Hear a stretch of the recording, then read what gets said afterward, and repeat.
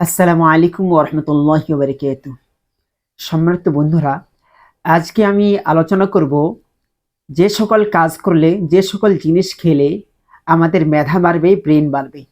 আমরা রাতে ঘুমের আগে ১ গ্লাস পানি নিব।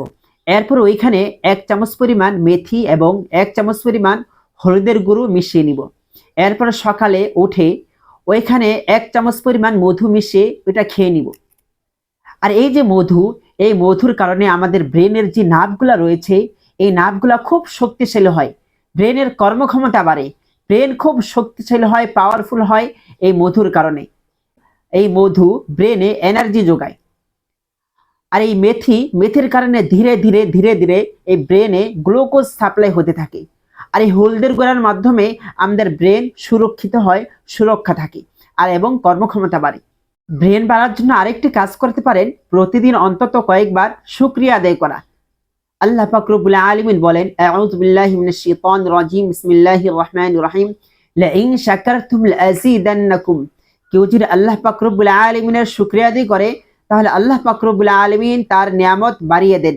এই যে দেখেন মেধা, ব্রেন, এটা কিন্তু আল্লাহ পাক রব্বুল আলামিনের একটি নিয়ামত। যদি আমরা এই নিয়ামতের শুকরিয়া আদায় করি, তাহলে ইনশাআল্লাহ আমাদের মেধা আরো বেড়ে যাবে। কিভাবে শুকরিয়া আদায় করবেন? প্রতিদিন অন্তত কয়েকবার বলবেন, আলহামদুলিল্লাহ আমার মেধা ভালো আছে, সুস্থ আছে। আলহামদুলিল্লাহ আমার মেধা আস্তে আস্তে বাড়তেছে। আলহামদুলিল্লাহ আমি খুব ভালোভাবে পড়া মনে রাখতে পারি। আলহামদুলিল্লাহ আমার মেধা ভালো। এভাবে দিনে অন্তত কয়েকবার বলবেন, তাহলে ইনশাল্লাহ আপনার মেধা বাড়তে থাকবে। আরেকটি কাজ করবেন, রাতে যত দ্রুত সম্ভব ঘুমিয়ে যাবেন। এশার নামাজের পর দেরি করবেন না, খুব দ্রুত ঘুমিয়ে যাবেন। আর ঘুমের আগে সুন্নত তরে ঘুমাবেন।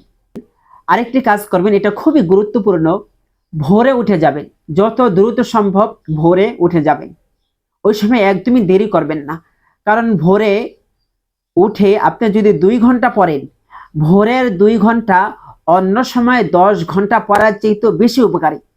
আর ভোরে যে জিনিসটা আপনি পড়বেন, ওটা দীর্ঘ সময় ধরে মনে থাকবে। আল্লাহ পাক রব্বুল আলামিন আমাদের সবার মেধা খুব বাড়িয়ে দিন।